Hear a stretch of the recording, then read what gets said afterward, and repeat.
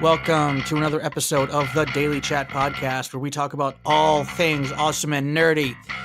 It's that time of year again, guys, and no, I don't mean the holidays.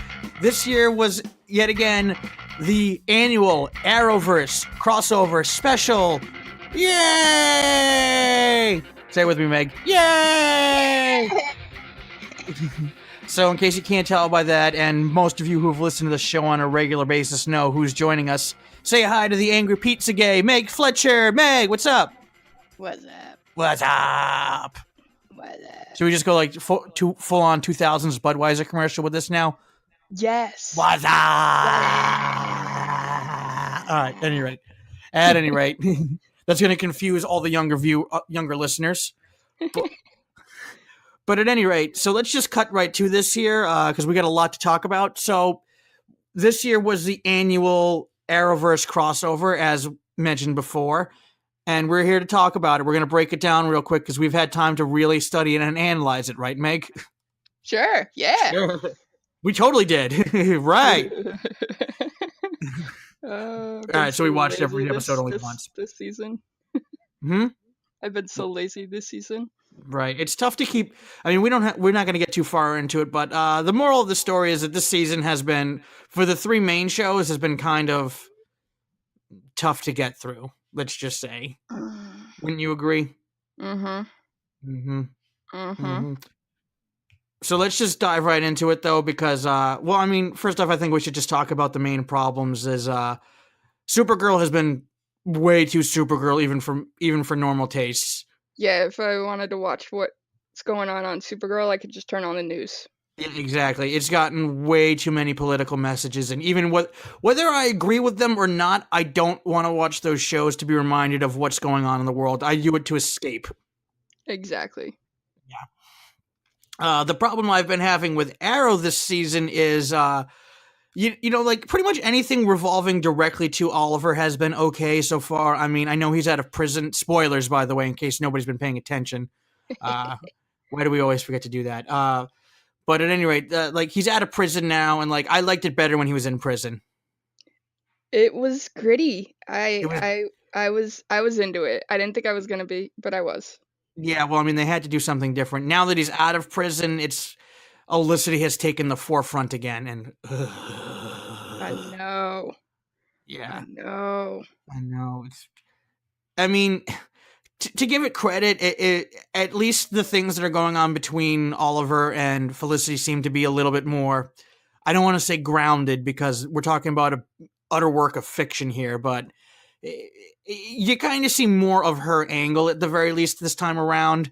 Versus what was it, season 4 when it was nothing but Olicity? I couldn't stand it. Yeah. Yeah, I couldn't agree with her on anything. Her points were way off and everything like that. But it is what it is. Just everything else that's happening on the show revolving around Dig and Curtis is just kind of boring. I'm not that interested in it at all. I was here for Felicity and Black Siren team up though. Felicity was turning Laurel on. Don't tell me she wasn't. Oh, I wanted it to happen. Yeah. I wanted it to happen. I was here for it. And then what's been one of the others? Oh yeah, we don't know what's been going on exactly with this new Green Arrow. How caught up are you, by the way? You're caught up, right? I'm caught up. Yeah. So we don't know what's going on with this new Green Arrow, but apparently it's a woman. Wait, are you caught up? Yeah, I'm caught up. So we do know what's going on. Supposedly he's some kind of relation to Oliver. Is it a he or a she? Because we saw a woman get suited up. Yes, it's a he? It's a she. Is she? Okay, she's some kind of relation to Oliver. Oh, yeah. Yeah, she was some... Yeah, that's right. She's the illegitimate child of Robert Queen. Right. Right. Mm-hmm. You got around. Right. Father, like son. Got around, more father, like son. Yeah. I don't know. I don't think What's Her Face got around too much. Thea. I don't think she got.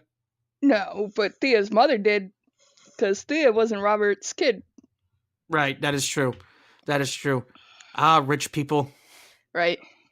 Must be Rich nice. people and their... Not really, but not bad. I guess. I mean, being rich is nice. Having problems isn't. Let's be clear here. Right. And then there's been Flash this season, which I'm going to be completely honest with you. It's just been meh Yeah, I haven't hated it. overall. Haven't loved it. Yeah. However, I do like the big bad. I do like Cicada. He's great, right? I There's actually. only one real reason why I like Cicada, though, and I think you and I both know where I'm going with this. Where are you going with this? He looks like he should be in the next Mortal Kombat game. I actually He totally should. like all of the villains that have been on the Flash so far this season. They've been doing a really good job with them. What were the steel hands? I don't remember. Rod. I don't remember either. She was only there for like 2 seconds at the beginning of an episode, and then she was well, gone. that's what's been kind of annoying. I mean, we haven't been getting as many villains or monsters of the week because of what Cicada's doing, but at the same time, I'm like, okay, I'm okay with it. He's pretty badass. He's pretty scary, actually, and I love how it's the dude from the jock dude from American Pie. Yeah. Yeah. He's doing a great job, actually. He's honestly the only reason why I keep watching the show so far this season. He's pretty intimidating. Yeah, he's pretty intimidating. He just looks badass. I like his skill set too. Dude, he definitely needs to be a guest character in the next Mortal Kombat game.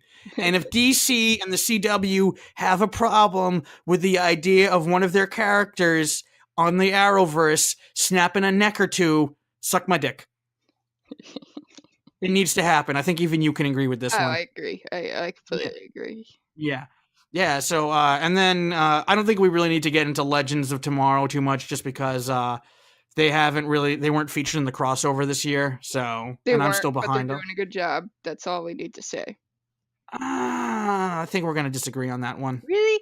See, Legends is doing this thing this season, and I love it, where they're trying to see how gay they can get. No, I don't have a problem with that stuff. That's not what's bothering me. Like, let me put it this way. Everything that's happening with the main plot, I'm okay with it. Like, this whole idea of John Constantine needs the Legends' help in order to right the wrongs of letting loose all those monsters. That doesn't bother me. I actually kind of like that angle. In fact, I think John Constantine is one of the best additions to the cast. I've always think I was going to like him, but I love him. Oh, I love him. He's a snarky Brit. I love snarky Brits. That doesn't bother me. I think the real thing that's bothering me is everything they've been doing with Nate. I can't stand it. Yeah, it doesn't make any sense. It's not even that it doesn't make any sense. It's like, okay, I get it. One of the Legends needs to stay behind and act as kind of like a liaison almost with the Time Bureau or whatever it is they are. The Time Men in Black, as I like to call them. The Time Men in Black. I don't know what exactly you would really call them, but we're just going to go with that. I like it. Yeah. However, whenever it just seems like every time something goes wrong in the Bureau and they could really use some extra muscle, he doesn't power up. There's not enough money in the budget. I don't need to hear that excuse. What I'm saying is I'd rather you just write him off as opposed to, we've been saying since he showed up that he needed to get written off. I kind of grew to like Nate a little bit, but I definitely prefer Stoner Nate over current Nate. Oh, absolutely. Absolutely. Yeah. Mm-hmm. So now that we've spent almost 10 minutes just talking about not the crossover, let's dive right into it and start with the very first episode being the Flash episode. I liked it. I kind of had my issues with it, but you know what? As time went on, like I kind of thought about it, and you know what? It wasn't a bad episode. Yeah. It wasn't my favorite episode. I didn't love it. I didn't love it. I think my biggest complaint about it was, and I understand that this is Barry's show, so they need to kind of keep that theme going of, it being a little bit more whimsical and lighthearted. But, the real thing I got to say is I felt like Oliver got a little too out of character at points in the crossover in that episode. See, I thought that was the point of the episode. It may have been, but like when you see let's just say the one thing I didn't enjoy seeing was the moment when when Barry had to dislocate his thumb in order to get out of the shackles, and he just didn't pop it back into place right away. Oliver was laughing at him. I wasn't too crazy about that, just because I feel like Oliver would rather, hold on, let me pop that back into place. We got shit to do, kind of a thing, Yeah, maybe. Mm, I thought it was kind of the point of the episode, and it kind of rolled along with it. mm, mm. I guess. I mean, I don't know. It's just a tough one to tell. But I did like the setup though. But where it opens up with Oliver and Barry's place and Barry and Oliver's place. So Yeah. that was pretty much the main. I thought that was going to be the only plot of the crossover. What do you mean? I mean, because remember how the crossover shifted plots to something other Yeah. than just. Okay. Yeah. I get it. We'll get to that. We'll get to that when we talk about the Supergirl episode. Yeah. But I'm trying to remember what was big that happened in that episode other than, Barry and Oliver switching places and we learning who did it and whatnot. I mean, nothing. And that was kind of the problem with this crossover. Yeah, this crossover as a whole felt a little bit more underwhelming. Character driven. Yeah. As opposed to plot driven, which normally doesn't bother me too much, but it's like this is supposed to be your big event of the year. Like you got to deliver. Yeah, I was expecting big things like usual, like always. Right, but I mean at the same time it's kind of tough to top Nazis and churches. Nazis and churches. Yeah, that's kind of tough to top. It's even also kind of tough to top an alien invasion. I mean, but don't tell me that you can't. No. You totally can. And if you can't, then you shouldn't have led with that. Exactly. Exactly.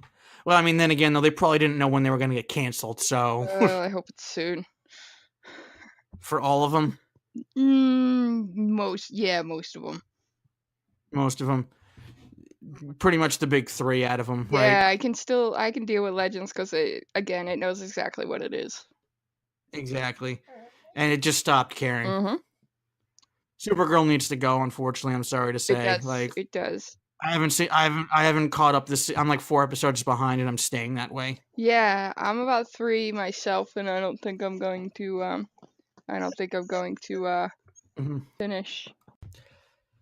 So at any rate, other than, the fact that we don't seem to care about Supergirl anymore, a few things did happen in Flash. The main thing Flash served as was definitely a what do you call it?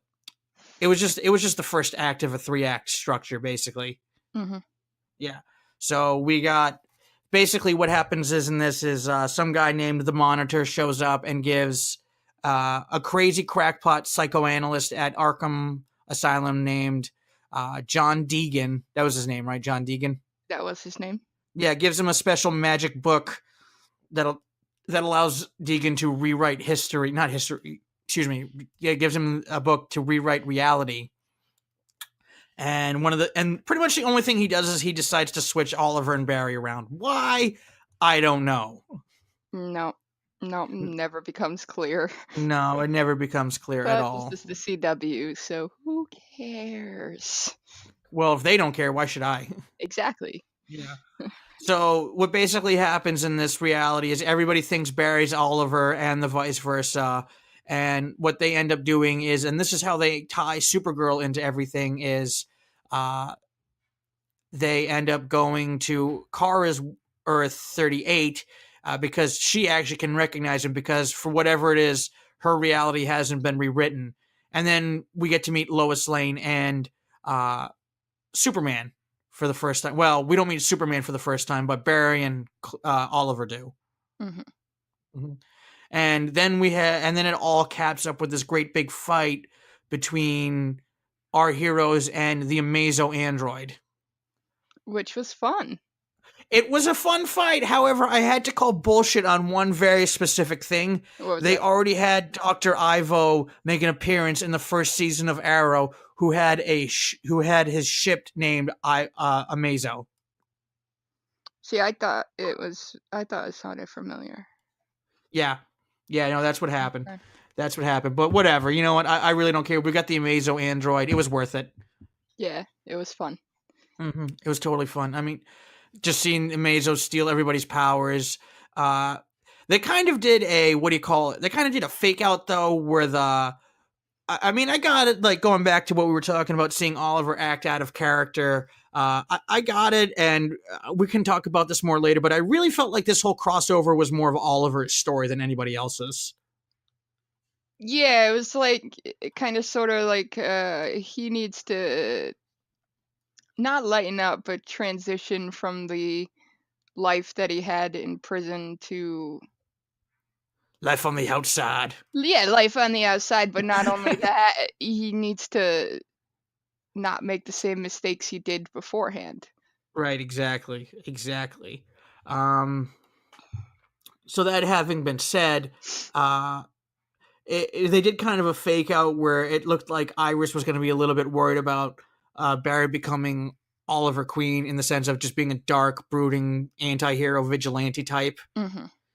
which would have been interesting. I think that would have been a nice twist on Barry's character. Yeah, I thought maybe that the character development would go both ways, but I don't think that was the point. Yeah, exactly. This, I mean, we're going to dive into it more later, but the big fan theory is for the next crossover event, Oliver might sacrifice himself. That's what I was also thinking because Mm-hmm. of, again, we haven't gotten to that episode, but the end of Supergirl. Right, right. Yeah. Right. So basically, all that really happened in Flash was we got the whole plot set up. It got the ball rolling more than anything. And the way the episode ends is Cisco vibes them, and then they're able to find out where John Deegan is located, which happens to be in Gotham City. Enter Arrow. Enter Arrow. Now, I'm going to say it right here, right now. I think out of all the crossover episodes, Arrow was definitely the best. Agreed. Agreed. So, I mean, this is the problem when it comes to talking about this crossover, though, is like stuff happened, just not a lot of big stuff happened. You know what I mean? Or at least not what it felt like. Yeah, it wasn't a big event. No, it wasn't as big an event as I thought it would be. I mean, especially when you call it Elseworlds, you know, Mm. with reality warping powers. Especially like when they teased it a couple weeks ago, at the end of Flash and at the end of at the end of At the end of all Arrow. of them. Yeah, At the end yeah, of all of them. where Because they they showed had, the same thing. yeah, They showed the exact same thing. they had all the Actually, dead superheroes from a different and reality. Barry Allen from Earth, what was it, 92? Or whatever it was, 99, I think it was. And we were actually only led to believe that there were 52 Earths before then, so Yeah, who knows? that was actually something else we learned. There's more than 52 Earths. I didn't even remember that there were only 52 I Earths. think we've only been, up till that point, we had only been led to believe that there were 52 Earths. Right. Right. Well, regardless of how many Earths there were, we did see Barry Allen of an alternate reality who looks suspiciously like Jay Garrick, and he showed up. Mm-hmm. Did he show up in this in Flash, or did he show up in Supergirl or in Arrow? Which one did he show up again in? I think Like really? really showed up was in Flash. No, it was in Arrow. It was an Arrow. Yeah. So what happens in Arrow is like they kind of make a nice little. I thought it was like a nice little odd. Well, depending on how you want to look at it, a nice little nod to what happened in what do you call it? Batman versus Superman. The scene where the Flash shows up out of nowhere. Hmm. Yeah.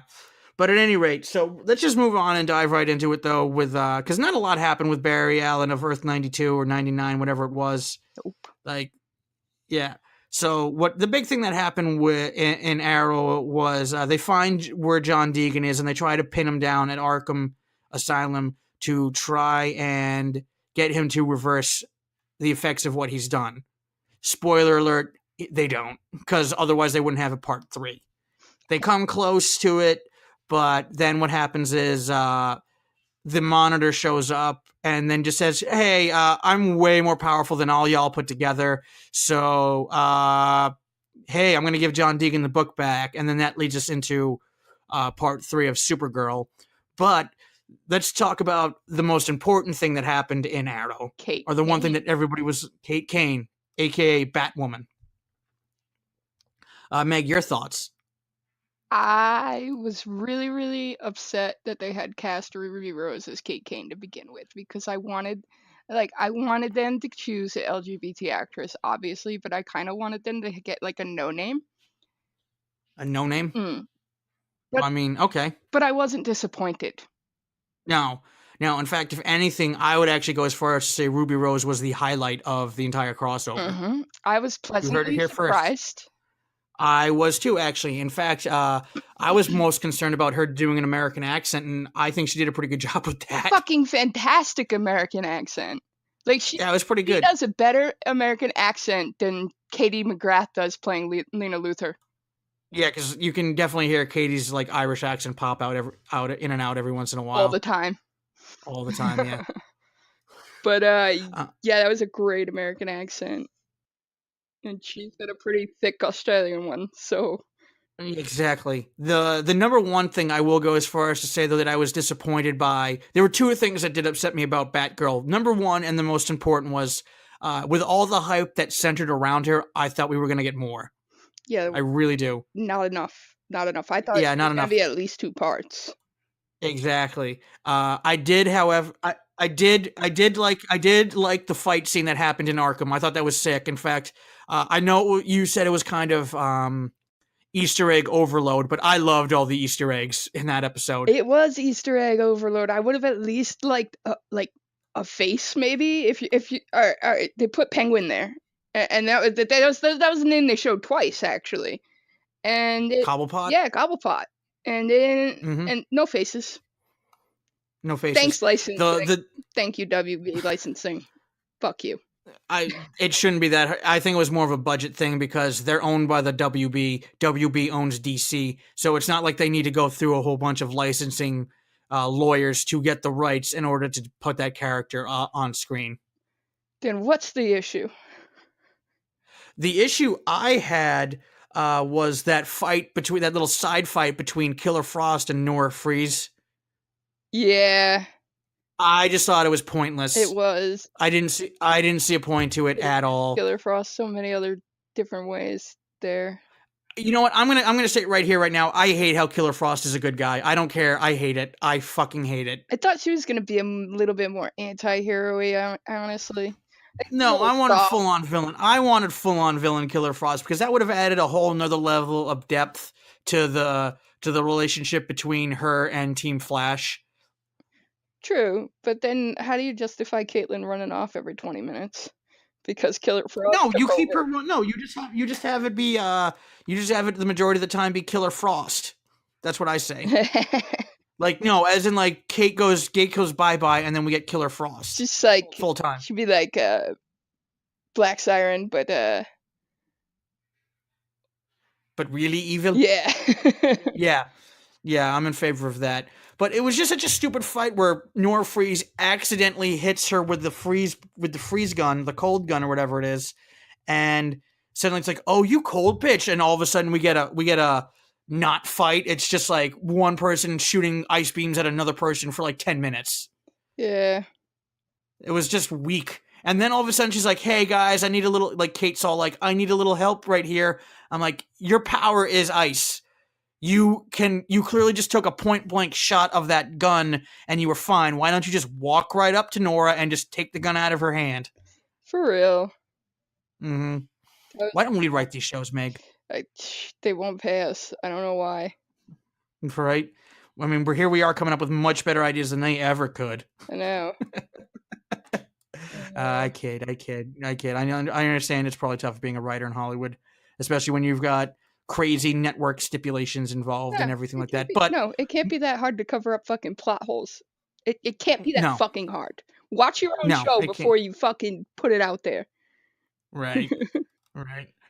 So, and the other thing that annoyed me was, even though Batwoman's introduction was totally badass and I enjoyed every second we got of it, I have to admit the one thing I didn't like was when Barry and Oliver got hit with Scarecrow's fear toxin, which, by the way, very good, for the most part, a pretty good sequence. Yes. That was a pretty good sequence. Except for the whole point of it was stupid.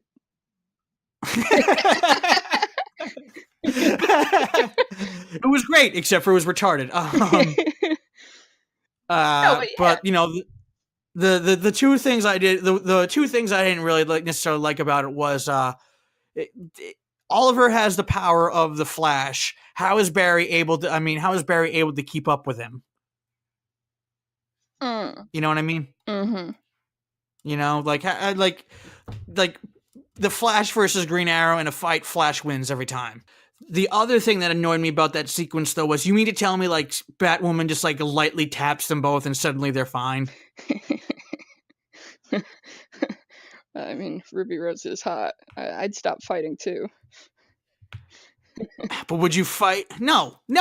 Like, I was expecting her to get all Batman on it, and yes, I said it. I expected her to get all Batman on it and just, like, hit them with a dart that had an antidote in it or something. Yeah, that would have been fun. Yeah. But unfortunately, it's the CW.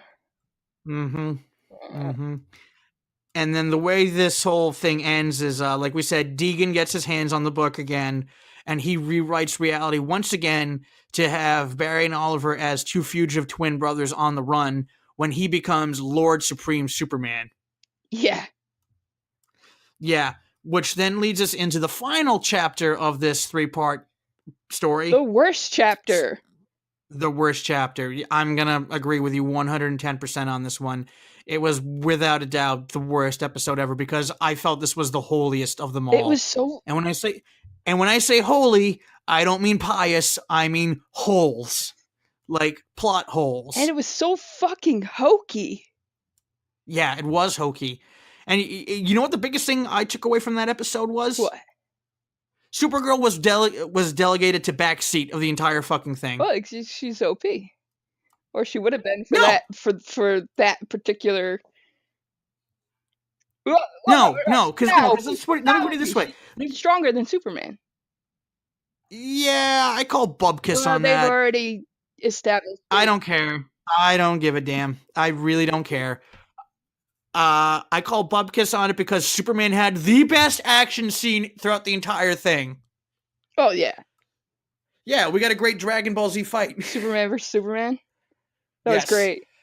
Yeah, but what didn't make sense to me was how did Deegan know anything about Superman whatsoever when Superman doesn't exist on that reality and he said, I didn't know anything about Kara Danvers. Right. Yeah, that didn't make any sense to me. There was no point in having Jimmy Olsen in there. No. No. There was no point in having Martian Manhunter in there. Oh my god, what did he even do? Nothing! Exactly. Exactly. Mm-hmm. And why did Lois Lane just, like, insert herself into a fucking fight? Does that, like... No, I've never seen that happen in the comic books before. Usually what happens with Lois Lane is she's all, hey, this could make a really great story. Let me put my life in danger for no reason. Yeah. And then Superman has to save her. Now this was her insinuating herself into a fight, and Superman had to save her.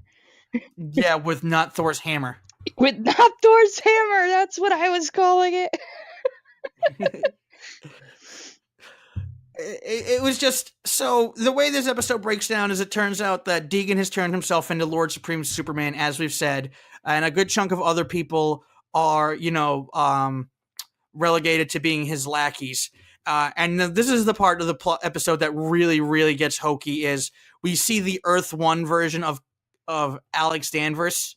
And, just to keep things going with the theme of the show, the one thing a lot of fans love is the interactions, I should say, between the two sisters. Oh, yeah, they love it.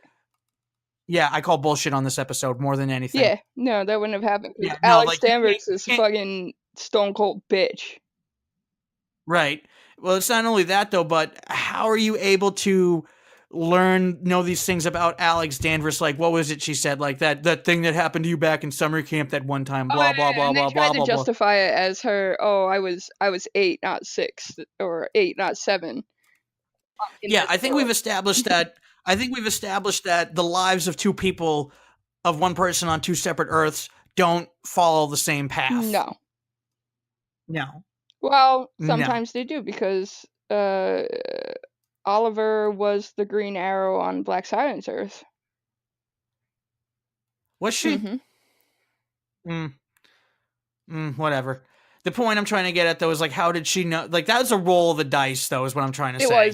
It was. And also, like I said, Alex Danvers on any Earth wouldn't have been talked into that, letting her out. No, like that was the other thing I thought was stupid too. Like, no, you don't get convinced to let somebody out just because we're sisters on another world. Yeah, good for you. Exactly. Good for you. Mm-hmm. Mm-hmm. Mm-hmm. And then comes, so basically what happens is this is Superman's the only other person who knows how to use the book, the good guy who knows how to use the book. And like, again, I'm okay with it. I'm okay with Superman coming in and saving the day, but it just undermines Supergirl's importance. Mm-hmm. Mm-hmm. And the real thing that annoyed me, and this is the thing, and again, this is just something that bothers me so much, is when they're like, oh, well, how can we make sure Deegan doesn't alter reality again? And then they're just like, well, why don't we just slow time down by slowing the Earth's rotation down? That's not how it works.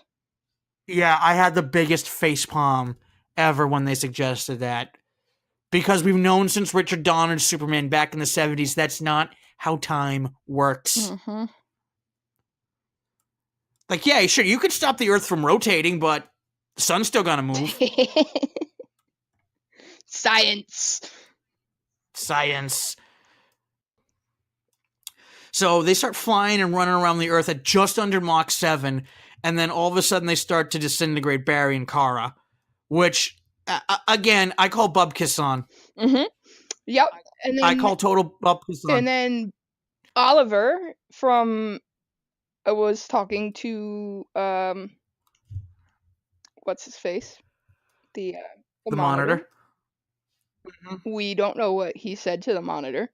All we know is, yeah, he just made some sort of deal to exchange to save the lives of Kara and Barry. He made some sort of deal in exchange for some kind of blue arrow. I don't know if you noticed the blue arrow that shot the did it shoot the book or did it shoot I think it shot the book. Yeah. So this random, so Oliver comes out of nowhere with this random blue arrow that he got from this random deal that we know nothing about yet. And it's such a random ending. All of that is very random, pulled out of it. It's like they. It was just one big Deus Ex Machina after another. I feel like the writers were on a time crunch, and they were like, "Okay, let's just end this. Let's just end it like this. Nobody's gonna question where Oliver got this arrow from or what he had to do to get it." Right. Yeah. But can we just go back a second? Like, I just can't stand it whenever they do these things of Barry and Kara like burning up because they're going too fast. Just because, Barry, you can run through time. Right? Don't you have to run faster than Mach 7 to go through time? Yes. Like, I don't know. Hold on. Let's look this up. How fast is the speed of light? Let's double check this. According to this, the speed of light is, I don't know what this is. It says, according to Google, one speed of light is equal to 6.706 E plus 8 miles per hour. I don't know what that is. Excuse me, is there a physicist in the audience? How fast is light? According to NASA. Let's get a look at this. Okay, so according to this website, grc.nasa.gov, light travels at a constant finite speed of 186,000 miles per second. Okay? Now let's find out how fast the speed of sound is. So sound is 343 miles per second. So needless to say, light is a hell of a lot faster than sound, as we know. But it's just, dude, you go that fast. Hold on. So let's get the old calculator out. So 343 times 7. Yeah, so they're going at 2,401 miles per second. You mean to tell me you can run through faster than the speed of light and be fine, but you can run that fast? You can run like not even a quarter of the speed. Yeah, way lower than a quarter of speed. Who am I kidding? That's my bad math showing. And like barely a tenth of the speed or whatever it is. Like it's really small in comparison is what I'm trying to say. And then you start burning up. Bite me. You stupid CW Bite me. writers. You stupid. Mm-hmm. You're stupid. God, why are you so stupid? No, I hate being mean to people like that, but it's just, it really is just one of those things where I got to call it as I see it, you know? Yeah. So that ended. So that's how everything ended. Oliver makes the exchange, some sort of backhanded deal that we don't know about. And now they get to live happily ever after. And then there was like this crazy long hokey epilogue of just everything that happens. Lois Lane and Superman get engaged because she's preggers. Super random. Even though they're going to like Argo, and we're never gonna see Superman again now. Like that's it. So they say the rumor is we're gonna get a Superman TV show now. I heard that too, but you're gonna add that on top of a Batwoman TV show? Like how many fucking Arrowverse shows do we need? Like I'm already obligated to watch fucking Batwoman. I am actually looking forward to Batwoman because that should bring us to the bigger epilogue of Barry and Oliver at the bar. Yeah. Not as good as the first time they were at the bar together. But it did seem to set up for something really, really big. In fact, they're already announced next season's crossover event, which is going to be Meg. Crisis on Infinite Earths. Yeah, so I mean, I don't know how familiar you are with the story, but that's basically the story of when DC was like, yeah, we've got too many Earths going around, too many storylines. Let's just condense them all down. Mm. Yeah, and it was a really big, popular book. I haven't read it yet. I plan to at some point. But we got a lot to unfold with that one because we don't know anything about it yet. Or we don't have a lot to unfold about it because we don't know anything about it yet, I should say. Nope. But they did set up pretty well. It looks like we're going to see some more Batwoman in the upcoming episodes of Arrow. Yeah. We might. I don't know. Did they say that? No, they didn't say that, but that doesn't mean that it won't happen. You know how the Arrowverse likes to mix and match all their actors all the time, so. So I would actually be looking forward to that big time, believe it or not. I wouldn't mind seeing more of Batwoman. I expected to have. I haven't heard anything, but so we're obviously getting a Batwoman TV show. I expected a mid-season premiere, but I haven't heard anything, so I don't think we're getting one. Right, it'll probably come up next season. Yeah, or maybe it'll be a summertime show. Who knows? Maybe. Oh well. I mean, she was definitely the highlight of the whole crossover, I'd say. Yeah. And Kara was totally lesing out on her. Oh my god, I loved it. Move over, Mon-El. Right? I was like, what? Move over, Caramel. That was amazing. We got Kara Kane now. Yep. Down. I'd actually be down to see that little team up that they teased at the end with Supergirl and Batwoman. It'd be a nice little twist on the world's finest stories. Yeah, that'd be fun. Mm-hmm. I'd watch it. Yeah. So I don't know if there's much else we can say about this. No, I don't think there is. This was actually kind of a lackluster. What'd you say? Smaller. It was so small that there wasn't much to say. Yeah, exactly. And the scale wasn't as big, shockingly. No, we didn't have 15 superheroes on screen this time. The most we had was 3. I was actually kind of okay with it. In fact, I haven't gotten to the episode yet, but I do appreciate the little joke that I saw online with Legends. How they have like 15 missed voice messages. Yeah. Oh, must be having our annual crossover. Is that what they said? Yeah. They broke the wall there. They broke the wall. It was great. I'm gonna have to check it out. It was a fun episode. But yeah, it was a really fun episode actually. I'll have to watch it. I'm gonna catch up to that later tonight. But That is once I'm officially done with Voltron Legendary Defender. Go for it.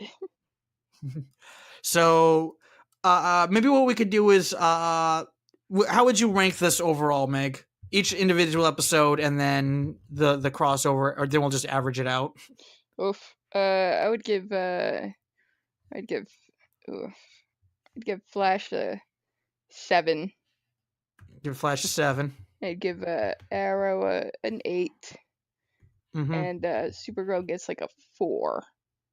A 4. A 4. It was too hokey. Yeah. So that means you're giving the overall crossover a 6.3. Yeah. Let's just round. You want to round up or round down on that one? I'll round it. I'll round it 6.5. 6.5. Yeah. You know what, Meg? Honestly, I know this is going to sound kind of cheap, but this is my show and I can do whatever I want. I'm going to agree with you 100% on that one. Yeah. Yeah. Yeah. Like, Supergirl was definitely the weakest. Yeah. Out of all of them. Really hoping that show gets taken off the air. Yeah. Yeah. Yeah.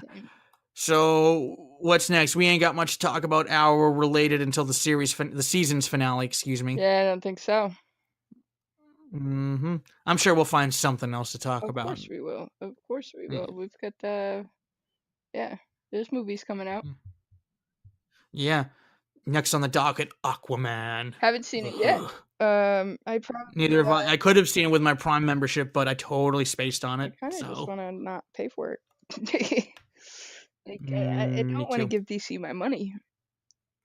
I know, but I need to see these movies so I have something to talk about on this podcast. All right, Meg. Well, I think that's going to do it for us. Thank you for being on the show, as always. Thank you for having me. All right. Oh, as always, Meg, you're always fun to have around. Yes. So in the meantime, everybody, keep on listening. Please be sure to like, share, subscribe, and comment on this episode. It'll really help us out. It'll help iTunes and all those other platforms I have this podcast going on make it more easily found. So please be sure to do that. All right, Meg, once again, thanks for being on the show. That's going to do it for us tonight, everybody. Bye.